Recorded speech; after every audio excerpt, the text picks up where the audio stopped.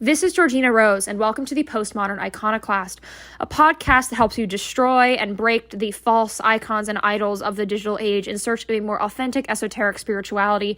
On this podcast, we discuss ideology, esoterica, and everything on the fringes of mysticism, religion, and related topics.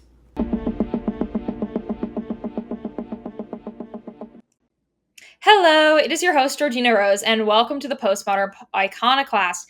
In this episode, which will be a solo episode, I'm back with another one of just me.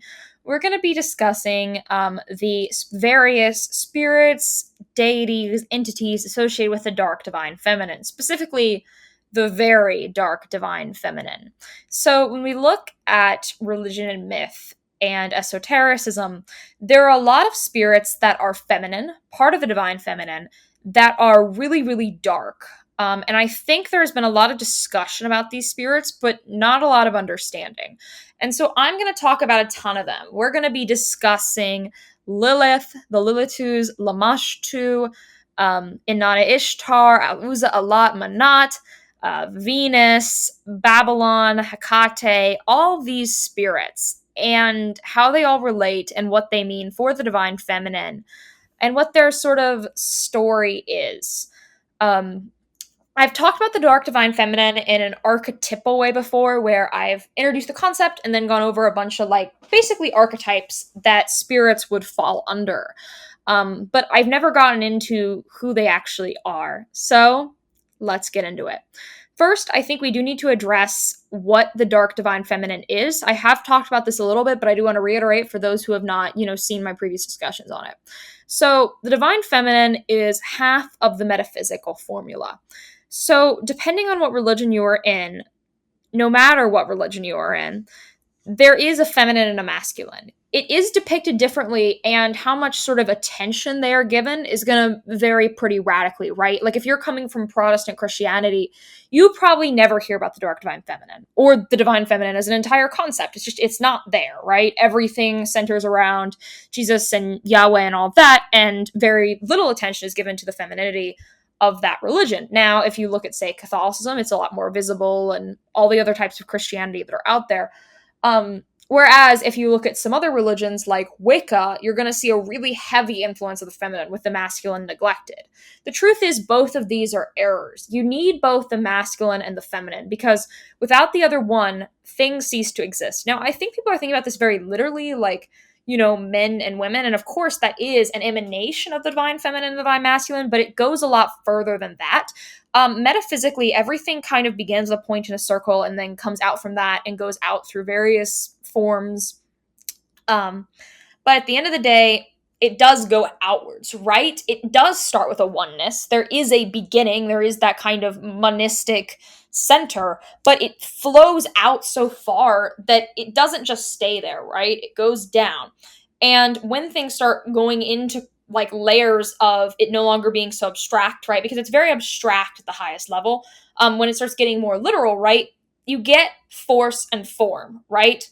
Active and receiving. And the way that I like to explain this is the masculine is endless growth and expansion, right? But growth and expansion won't form into reality unless it's given a limit, right? Like, let's say you're digging a hole to build a house, right? If you're doing force endlessly, right? Like, you're digging the hole endlessly, but you're not actually constructing the foundation and giving limitations to that, things are going to be unbalanced and you're never going to actually get the house built. Metaphysically, this is how it works. And so the feminine is that form. Now, if we look at things astrologically, you'll notice that there are malefics and benefics, and every single planet is assigned a masculine or feminine attribution. And when we look at the feminine, it does tend to be more malefic. Now, malefic doesn't mean bad. Malefic means boundaries and discipline, right? Like when we think about the malefics, we're thinking about Mars, Saturn, right? They're hard, but they give us boundaries. They shape us as a person. They're important. If you're going to look at things according to Jewish Kabbalah, you're going to note that the pillar of severity on the tree of life is the feminine pillar, right? So you see the masculine pillar being mercy, which is their active, and feminine being their receptive. So really every religion has this understanding in there somewhere. It's just articulated differently. Now, within the divine feminine, it can manifest itself in a bunch of different ways, right? There is no one femininity that exists metaphysically, even in religions where only one femininity is explained as something that's ideal, right? I think we should look at Christianity because it's something that a lot of people are familiar with, especially here in the West, right? The big divine feminine that we associate with Christianity is Mary. But is she the only female entity within the Christian religion? No, that's not true. So, you see, there is, of course, this femininity that's like light and good and holy, but there is other feminities, right? Babylon, the whore of Babylon, is a femininity within Christianity as well. Obviously viewed completely differently, right? In a sense, some Christians would even argue she's an inversion of the first one, but she's still there. And so to sort of say femininity is only one version of divine femininity to exist is wrong. Now, feminine virtue, that is one set of things, right? If you were a woman and you're on a spiritual journey and you're trying to connect to divine feminine, you will look to the feminine virtues, which is obviously one thing. But there are also feminine vices, because the way toxic femininity would express itself versus a toxic masculinity or a sort of badly oriented and developed femininity versus masculinity are going to look different. So let's get into some spirits that broadly get lumped under the category of the dark divine feminine. But one thing you're going to notice really, really quickly is not all of these spirits are created equal. Not all of them are ones you should work with, which is something that I think is often missed, right? A lot of people get into the divine feminine and they go, okay, well, I like this idea of the dark divine feminine. I like exploring my shadow side. And they sort of see this list and they're like, oh, well, they're all the same because they're all dark divine feminine. And that's simply not true. The truth is, religion is not all love and light. It's not all sunshine and rainbows. It's just not. There's a lot of really dark stuff in religion. And when you're on your journey, you're going to have to confront this, right? It's not like you can just, and this is something I critique so heavily, you can't just put a crystal on your head and say, love and light, namaste, whatever, and be good. That's not how it works. If you want to actually spiritually evolve, you have to go through some really dark stuff. On this path, there are really, really hard moments. And so these darker spirits can often connect to these things because the human experience is one with ups and downs, right? There is beautiful things and there's horrific things in the human experience. And working with a darker spirit can actually be incredibly helpful. Some of these spirits I'm going to name are goddesses that were worshipped really broadly and had massive cults for a reason. But just because one is like that does not mean one that is like pretty objectively seen as an evil spirit, one that you shouldn't approach, is one you should work with either, right? I think we need these nuances, right? People often leave Christianity and they go, well, now everything's on the table and everything is good and there's no like moral values left. And that just isn't true, right? If we look at the ancient pagan world, what people believed before Christianity overtook Europe, you see that there are spirits people stay away from. We're going to talk about Mesopotamian paganism in this, one of the oldest religions we have on record, the oldest civilization that we know about. And what's going to be so interesting to you guys is there are certain dark divine feminine goddesses people venerated and some spirits that people really avoided, right? You don't leave Christianity and then all spirits become something you should associate with.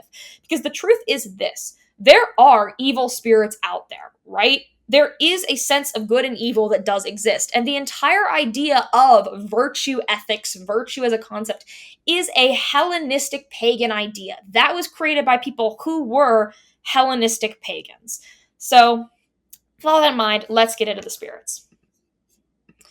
All right, so the first spirit that we're going to talk about is probably the most famous one, and one I just want to get off the table.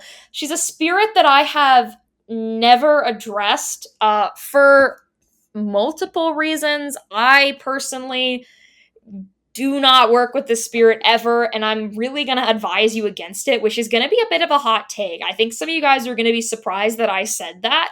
And I'll explain why. And trust me, it's not the reason that everyone gives. The reason everyone gives to avoid this spirit is basically the worst reason to avoid the spirit ever. All right, but let's talk about Lilith. Everyone loves talking about Lilith, right? She's become this girl boss folk hero of the internet.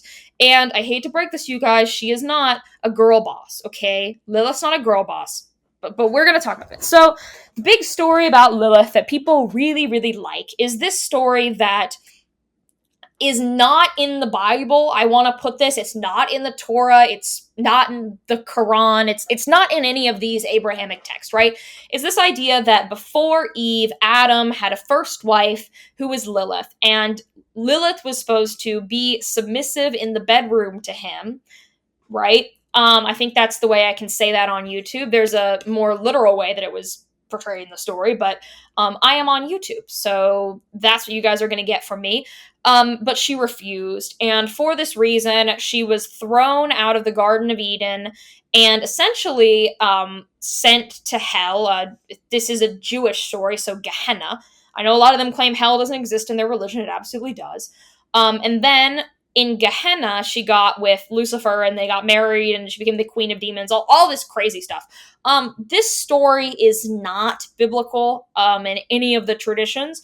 Where it comes from is a later piece known as the Alphabet of Ben Sirah, which is a Jewish text. So I think Lilith as a spirit needs to be thrown out of the Christian understanding. A lot of Christians like the story.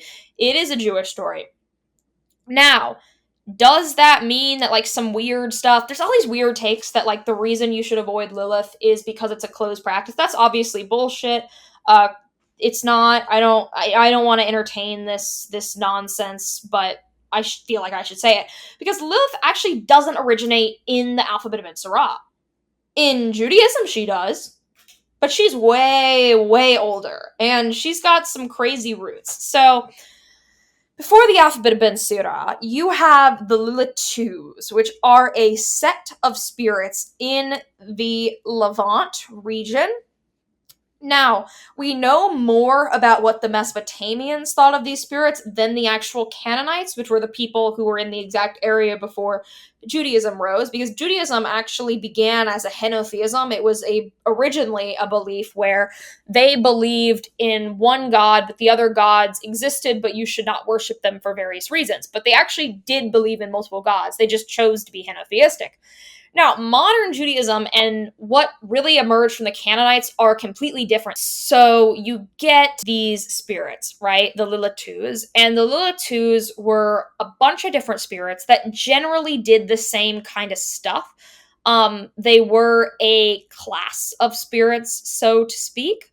And a few were named. Basically, they all related to the same theme, right? Infant miscarriage, the losing of a young child, all this stuff. So modern girl boss Lilith, people associate with like this kind of female freedom stuff. The truth is these spirits she came from are like baby eating demons, like very literally. And what's interesting is people get this idea that like demons are like misaligned pagan gods. And there are some cases where that has happened, where Christians have, like, picked names of literal pagan gods and called them demons. Obviously, that is completely absurd and silly. I know, like, you'll see Christians say, like, oh yeah, anything that's not Jesus is a demon. Like, that's insane. But the ancients did believe in demons. They had different terms for these things, but essentially the Lilithus were a bunch of these, like, demons, right? And Lilith specifically, the spirit that people pin Lilith to was a screech owl. And interestingly, in a few early, like, metaphysical manuscripts, you see Lilith drawn as a screech owl. So that's what she is. She's a screech owl spirit. And this girl buffification of her has come much later. Now, there are some people now who worship Lilith, and I really would caution against that, because there's sort of two ways you can think about this. Either people are worshiping this ancient demon, or there are two Liliths, which I think is a very interesting theory that some people have floated, where basically this girl boss Lilith is actually an entirely different spirit that was sort of constructed in a chaos magic way. So basically people who are praising Lilith are obviously not thinking of the screech owl demons, right? They're just not. So what some people believe is that essentially so much like mental energy and prayers went into this that it formed a spirit. This theory is a chaos magic theory known as the egregore theory, where basically enough collective attention towards something is able to form it into an actual entity. And then this entity becomes sentient and cognizant. A lot of people believe that like nations or ideas can sort of become these spirits. And there have been multiple times where chaos magicians have gone on these really like big projects to create entities like this. As well, there's the idea of a servitor, which is a chaos magic concept where you intentionally create an entity for a specific task that you generate through ritual itself. So I think a potent theory, and probably the most optimistic theory, is that girl boss Lilith is actually an egregore that does exist, and people who are, praying to girl boss Lilith are praying to a different spirit entirely, which that does make the most sense to my brain. A lot of people connect Lilith to other deities from her region and from other traditions. And a lot of those attributions I actually think are incorrect. But there is one attribution that is pretty historically based, and that is the attribution to Lamashtu. So Lamashtu is a Mesopotamian spirit. Mesopotamia is historic Iraq. We actually, in the West, called Iraq Mesopotamia until pretty relatively recent times. So it is also in the Levant, kind of like, next door to where the Canaanites were. And there was a very feared female spirit named Lamashtu. Lamashtu is actually the most feared spirit by these people. The number one thing they were afraid of, especially women. So what's so interesting is Lamashtu was a female spirit, but largely who she targeted and tormented was women. Specifically, women believed that whenever they would lose an infant, miscarry, have childbirth issues, all this stuff, or if a young child died suddenly, because, we're talking about the ancient world, there was not like hospitals in the way there are now, right? It was hard times. And what was so interesting is they believed that Lamashtu did this. And there's a really interesting myth about Lamashtu, and this is actually one of my favorite myths ever, I think. It's fascinating to me. It's the story of Lamashtu and Pazuzu. So if you've ever seen the Exorcist movies, you've actually seen a relic to Pazuzu. A lot of them have been preserved because people in Mesopotamia made a ton of these little like idol relics, whatever you want to call them. They're very small. They're like the size of a necklace, basically. They're very, very small. And they were statues of Pazuzu. Pazuzu, like Lamashtu, was a demon. Specifically, Pazuzu was a spirit of storms and wind.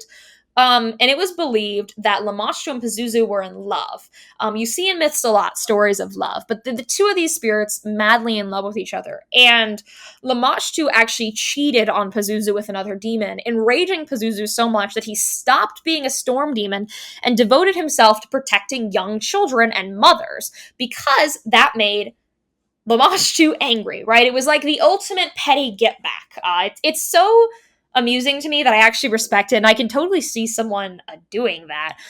So basically, people built a bunch of statues to this spirit and put them all over their house and drew them and drew images and all this stuff because they believed if they had a Pazuzu on the windowsill that Lamashtu could not get their baby. This was a big belief that the Mesopotamians held. So a similar spirit to Lamashtu that was a big part of the ancient Sumerian world was Alu. I might have mispronounced that.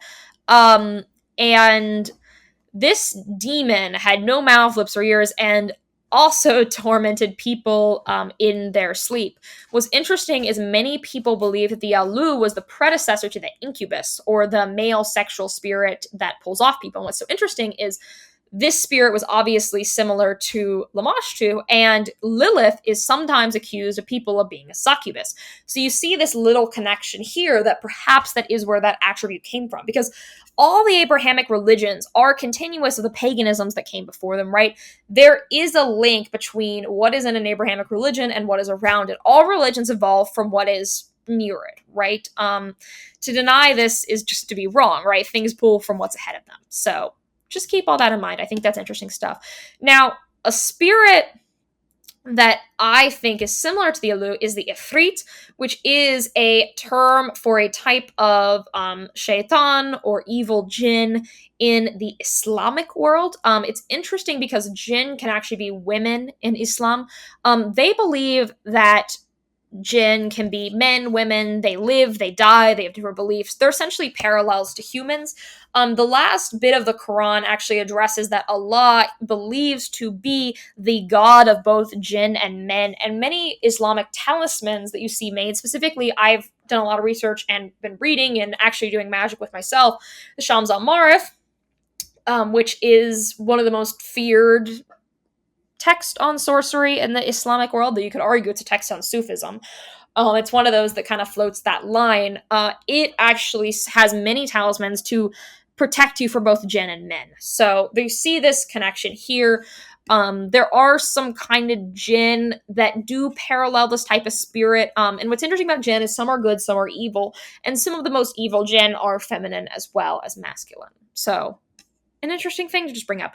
Now, I want to talk about a goddess from Mesopotamia that is often brought up with the dark divine feminine. That'll be Inanna. So Inanna is sometimes written as Inanna Ishtar. Inanna and Ishtar are two separate goddesses that often get syncretized into one goddess. You can call them two, you can call them one. A lot of stuff that'll happen in pagan cultures is you will see goddesses that are kind of either trinities or, partners of each other, right? Like they go together, they match. You see this in other cultures too. And Inanna and Ishtar are really interesting because they are really the first goddess we have on record. One of the oldest epic poems, and the oldest epic poem we have about the divine feminine, is the Descent of Inanna, or called the Descent of Inanna to the Underworld. And it's such an interesting story because it talks about Inanna descending down, all the way down. And this is the beginning of a divine feminine being a psychopomp or a blender of the layers. So the idea of a psychopomp is a god or spirit that is able to go up and down, right, between the realms. You see this again in Greece with Hecate, who we'll be getting to a little bit later. And in this Descent of Inanna, you see these really long, it's very long, it's a myth, it's a whole story. And she goes through all these gates, and she wears lapis lazuli, and you really see a lot about her. And you see the level of power that she has. And it's so interesting because another thing that I wanted to bring up about this story is that Inanna actually is approached by demons in this story, and they say to her, Inanna, proceed to your city, we will take him back. And then holy Inanna answer the demons, outstanding Luau follows me my right and my left, how can I turn him over to you, etc. And she basically escapes the demons, she overpowers them. And what's interesting is this is a really beautiful, lovely poem because part of it is her seeking out the one she loves, seeking out her consort, and going on a big journey to protect him. So immediately you're seeing a gap between a spirit like Inanna and a spirit like Lamassu, right? Inanna is one that goes up and down, and Inanna Ishtar represents both love and war. One of the first love and war spirits, but you see this virtue and you see this complexity. A lot of misinformation has spread about Inanna Ishtar, and she has been really morphed and kind of twisted and blasphemed for certain people's needs and desires and sort of fan fictions of who she was, but she was a powerful love and war goddess. And one of the things that we're going to see consistently in this is love and war are often linked. Love is fury in a sense, right? These things go together, right? You cannot love without connecting that toward your brain. I mean, the literal, chemicals in our brain, violence and love, they're linked. And so consistently you see goddesses that represent this thing. And often what's so interesting about these goddesses, people write them off as love goddesses. I see this a lot with Freya and Venus. Like Venus, people forget, is also a war goddess. Same with Freya. Freya is not just a love goddess, Freya is a war goddess. And these things are intimately tied together. And another thing I wanted to bring up is that men and women relating with goddesses tend to relate very differently. I think specifically of these writings to Shams that I've come across, where Shams is a sun goddess of the Arabian world, but the way male worshippers write to Shams has a completely different tone to it, almost a romantic one at times, whereas female worshippers do not do that. And interestingly, I'm going to bring up Hecate for a second. I'll elaborate on her later. I was taking this Hecate class where people were, invoking Hecate, doing a lot of work with Hecate. It was very much centered around traditional Greek ways of connecting to and venerating and revering Hecate. And there was a channeled writing by the male teacher, who I'm not going to name. I'm going to leave him private. I think this guy wants to be private. I'm not friends with him. So, just going to keep that to myself. But it was very romantic and almost sensual in the way it was written, right? And you could tell this was a male devotee to a female goddess.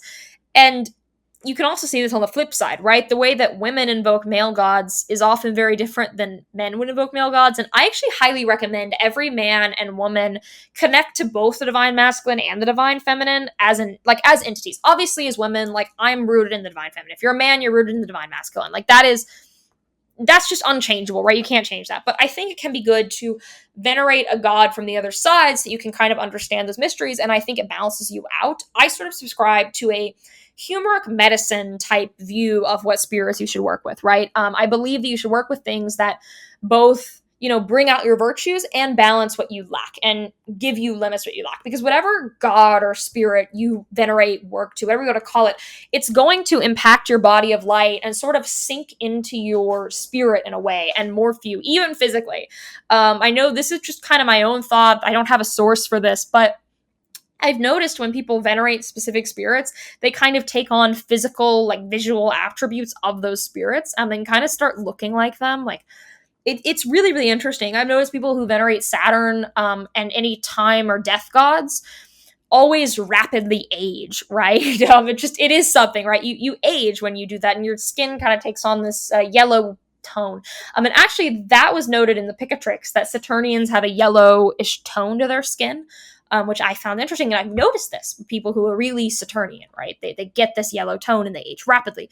Now, with people who venerate Mars, they tend to get buff, right? And I've noticed women who venerate Aphrodite, Venus, Astarte, they tend to start looking very beautiful. It's so interesting the way these things impact us. Another spirit that is similar to this type of stuff is Ereshkigal, who is from the Mesopotamian world and Babylonian world.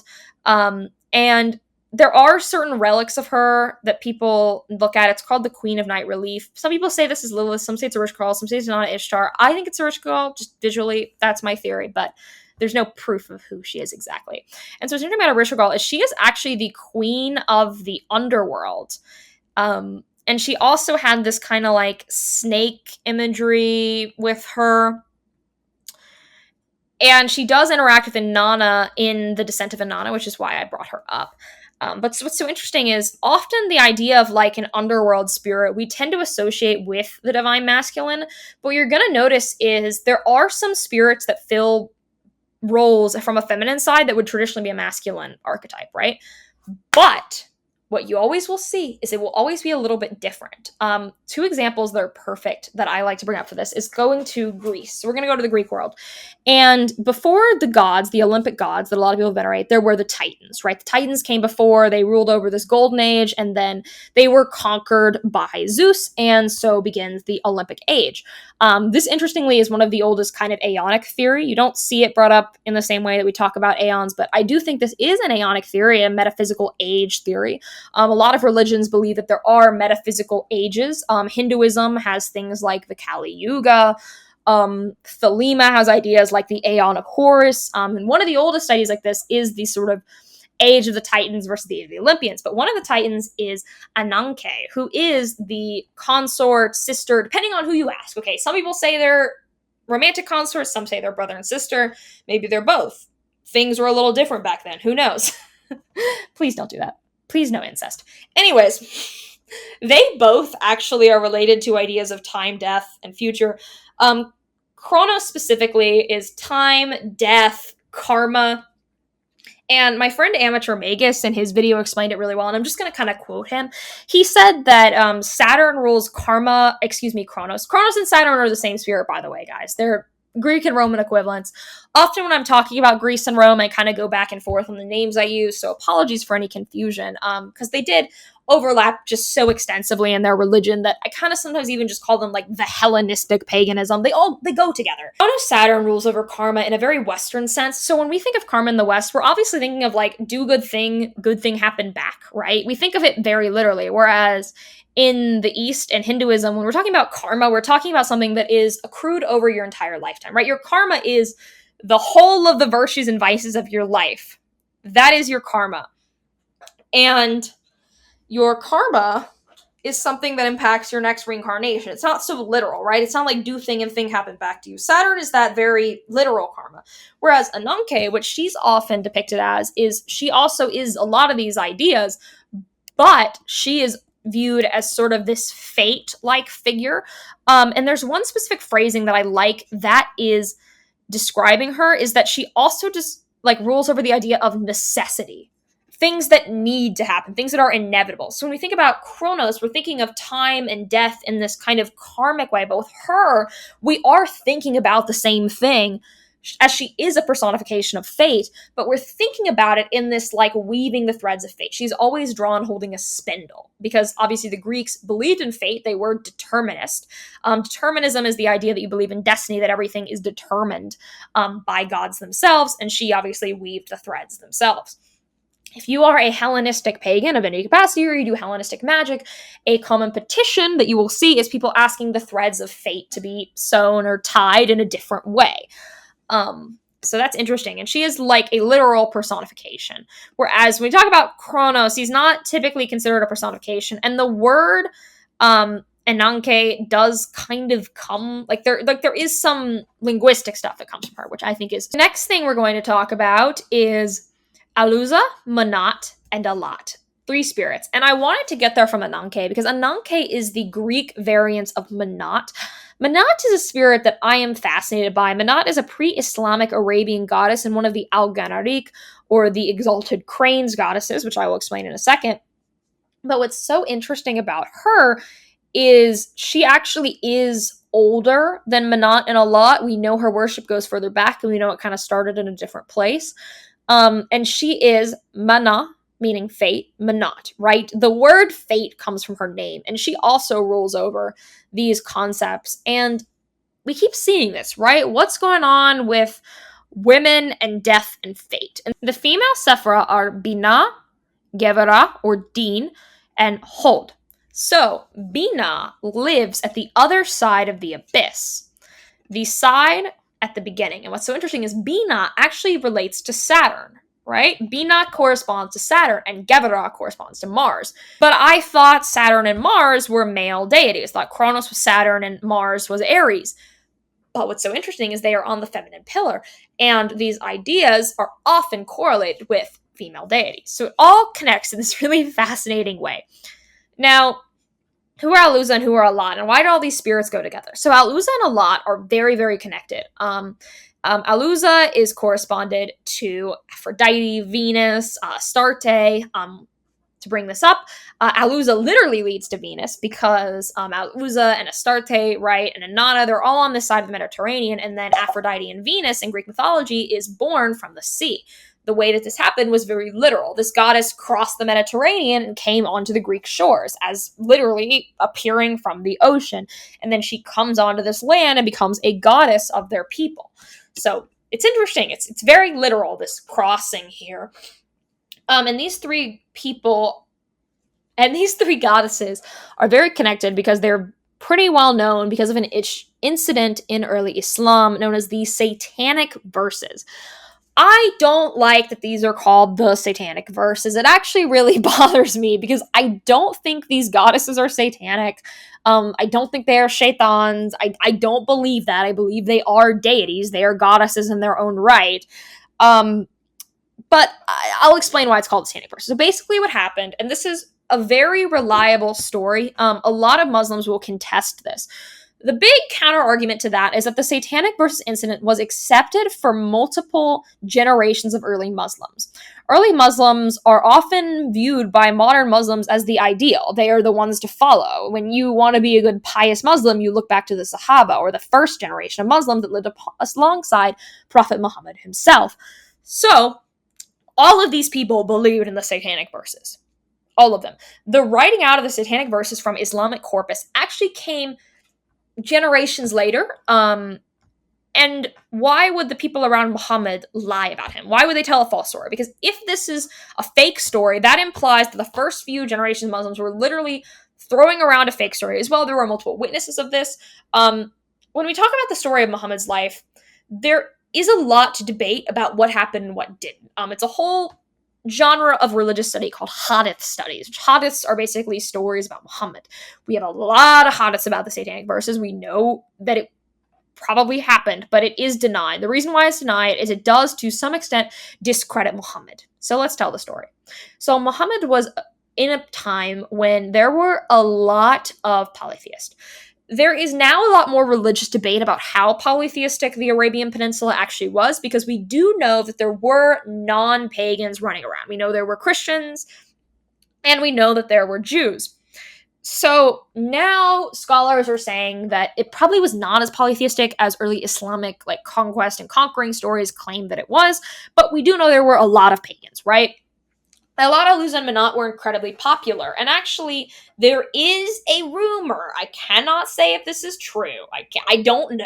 I can't confirm this, but I think it's an interesting story that Abdullah, the father of Muhammad, which translates to like servant or slave of Allah, that's what his name translates into English, actually did have a like shrine to Allah in his house. Can't vouch for how true that is. So I'm not going to claim that's true, but I'm going to say that is a belief that some people have. And what's so interesting is Allah, the named God Allah, actually existed in the peninsula. And many believe that Allah, Aluz, and Manat are the daughters of Allah. This specifically is brought up a lot in a story and book called the Book of the Idols, which was written by early Islamic historians. There are some people who do claim that Allah, Aluz, and Manat are not daughters of Allah, but that story is not true, and that Allah might have played a lesser role in pre-Islamic Arab paganism. But what we do know is that Allah was a big god, and there are some stories and historic accounts that the way that the pre-Islamic pantheon worked is that Allah was this like high, kind of transcendent main god, and then these goddesses exist underneath him. So what happened was Muhammad prostrated and then said that these goddesses could intercede underneath Allah, which would imply a level of polytheism. Depending on how you put that, I don't know if that is actually contradictory to monotheism, because you could argue that Allah is the main god and these are spirits that intercede, much like how Catholics and Orthodox people have saints intercede, but they don't think the saints are gods. But whatever. A lot of people claim that the devil made him do this. Christian apologists bring this up a lot as like proof Islam is satanic or something, whatever. It's dumb. I don't think that makes sense. But whether this happened or not, these spirits are venerated. They're called the Al-Ganarik, or the exalted cranes, or the most exalted females. Now, these spirits, we have a lot of correspondence with them to other deities, and they are big parts of the divine feminine in this part of the world. And you can argue that there are darker aspects to all three of these goddesses, right? You get Manat ruling over time. She is where the word fate itself from Arabic comes from. She is a very, intense, heavy spirit, right? These are heavy attributes. And then you get Elat, who is a fearsome war goddess in her own right. There was a lot of tribal war going on in this part of the world, and she was invoked a lot. Actually, if you look at pre-Islamic poetry, there's a whole book called War Songs by Antara ibn Shahad, a great warrior poet of the Arabian world. And I read the entire thing, and they're very intense, like metaphysical war poems. They're not specific to Allah, they're to Allah himself, but we do know that there are a lot of like religious poems that are out there. Of course, not all his poems are to Allah, some are just about his stories, but you see the name of Allah invoked in the poems here and there. Sparse, but it's there. Now, we're going to get to the spirit that a lot of people are really wanting me to talk about. So let's talk about Babylon. Everyone always wants to talk about Babylon. She is like a culture favorite goddess or spirit or whatever you want to call her. I don't know if goddess is the right term. I'm gonna give a hot take there. I don't think she's a goddess. I think she is something else. So already sound off in the comments and flame war me. So Babylon, under the name Babylon, does come from the book of Revelations from the Bible, right? She plays a big part in the Christian end times. Now, Babylon begins in Revelation. She is described as being veiled and having pearls and being drunk on this blood and the war and all this stuff. And she is corresponding to a literal city, the city of Babylon, which is mythologically crumbled at the end, and Babylon represents all these evil things and whatnot. There's a lot of theories from the Christian perspective about who this will be. Many believe that she will be the father of the Antichrist. She will come from the east. There's theories for coming from specific nations and places. And there also are some theories that she's more metaphorical. You get some kind of critical readers of the Bible claiming that she actually represented like political problems in Rome, like metaphorically. I don't think that makes any sense. I think that's a very atheistic way of reading a holy text. I don't like that theory, but that does exist. But what's interesting is she actually gets elaborated on a lot later in Western metaphysics, specifically by John Dee. John Dee is a really interesting guy because he was one of the most like important magical and metaphysical thought leaders and people in the Western world, kind of by accident. So he discovered this system of magic called Enochian, where he discovered this entire class of angels and spoke with them and communicated with them and developed a lot of understanding with them. And through that, he channeled a lot of stuff that opens a lot of doors and opens a lot of questions that kind of need to be answered metaphysically. And one thing he channeled was called the Daughter of Fortitude. It is a pretty long passage, but it's basically Babylon speaking. And there's a lot of really interesting stuff in it. Specifically, this fortitude thing. Fortitude as a term has a lot of metaphysical implications, but what's interesting to me is, for behold, I am understanding, and science dwelleth in me. Science is often seen as the opposite of religion, so I think that in and of itself is kind of interesting, though perhaps it is not that simple.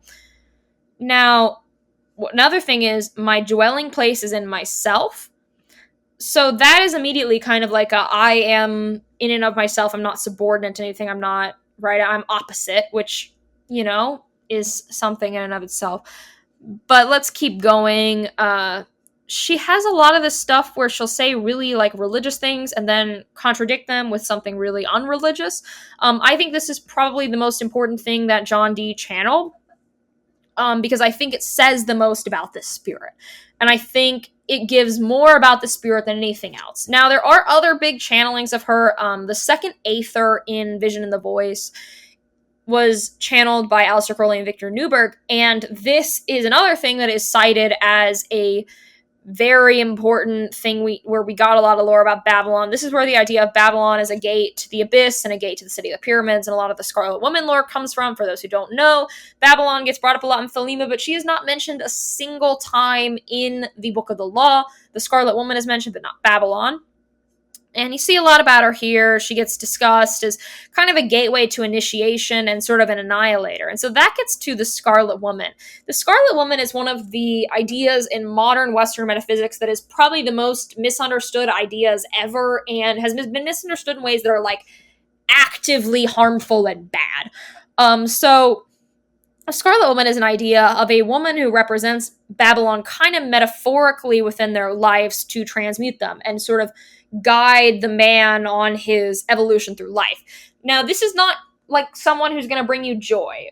Babylon is the gateway to the abyss, right? She also has this Binah correspondence. So what she does is she takes people to this gateway to the abyss, the line between what is below to what is above. And of course, to get to the highest sphere, you have to annihilate, right?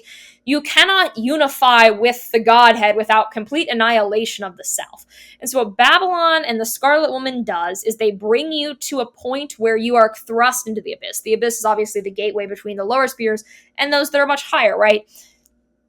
And yeah, you either sink or swim. Crowley believed that at the bottom of the abyss there was a spirit named Choronzon, which was like the most evil spirit ever. And interestingly, we get a lot of what we know about Choronzon from John Dee. John Dee scried Choronzon and believed Choronzon to be the name of the spirit in the Garden of Eden that tempted Eve, right? The snake in the tree. That is Choronzon. So you get all this from John Dee. John Dee really evolved Christian mythology in a way that gives it a lot more context and makes it make a bit more sense, honestly. I believe John Dee's visions were legit, so just keep all that in mind. But yes, it's not good, it's not sexy, it's actually basically someone who pushes you into the abyss and makes you sink or swim or, lose yourself entirely. So not a loving, great thing. A thing that definitely happens. I think a lot of men in my audience are thinking of a specific name when I say that. But yeah, not a good thing. Now, the last spirit that I want to talk about is Hecate. So Hecate gets brought up a lot with the Dark Divine Feminine. She's very different from a lot of these spirits. Like Inanna, she is a psychopomp. She goes up and down between realms, and she has been venerated for a long time as a chthonic goddess. She is the goddess of ruin, rot, witchcraft, intuition. And by witchcraft, just, I don't mean modern witchcraft. I don't mean this, like, woo-woo, ooh-woo idea that, like, anyone who does magic is a witch. I mean witchcraft in the actual sense, like, witchcraft as in transgressive magic. Yeah, that's what I'm talking about. I'm not talking about like your crystal friend, right? That's not what I mean when I say witch. Because what witchcraft actually is a very transgressive form of magic, a very specific form of magic, and it is not what most people are doing, right? I don't call myself a witch. Some people definitely do call me a witch, and if they want to define it like that, they can. But I think witchcraft is a specific thing. But Hecate does represent that. Hecate is also a goddess of wisdom, because what's so interesting is you will always see a connection between darkness and wisdom, right? Because wisdom is not found through just doing things. There's always something to come near it. And Hecate is associated with a lot of really interesting practices, a lot of like plants. There are a lot of feminine plants that have really dark stuff related to them, specifically Datura. Datura is a flower that is a very poisonous flower. It's also a deliriant, so don't go near it or eat it or even smell it. The scent of it alone can intoxicate you. And a lot of people use it, like myths around Datura as a sort of gateway into these things. Now, Hecate also relates to necromancy and death, but a very different death than when we talk about Menat, right? Because death gods are not all one thing, right? Because death has a lot of elements to it. Like, death is also the beginning of a cycle, right? Things don't end when you die. Everything is on a cycle of life, death, and rebirth. So it can mean that. And that is very much what Hecate means. Whereas Ananke or Menat are kind of this inevitability of fate and aging and death. Whereas Hecate is that, life, death, rebirth as well.